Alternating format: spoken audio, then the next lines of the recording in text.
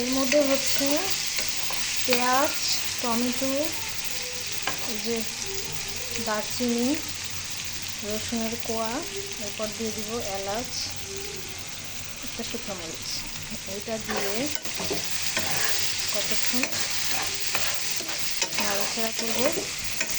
এরপর হচ্ছে একদম বাদামি কালার হওয়া পর্যন্ত ভাজবো। পেঁয়াজ, টমেটো, রসুন, দারচিনি, এলাচ, শুকনো মরিচ দিয়ে হচ্ছে অনেকক্ষণ ভাজবো। তেলটা একটু বেশি দিতে হবে, নাহলে বেশিক্ষণ ভাজা যাবে না, বেড়ে যাবে। আর আগে থেকে রাখা এই যে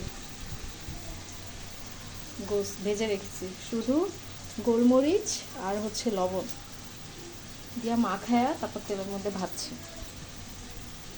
ওকে।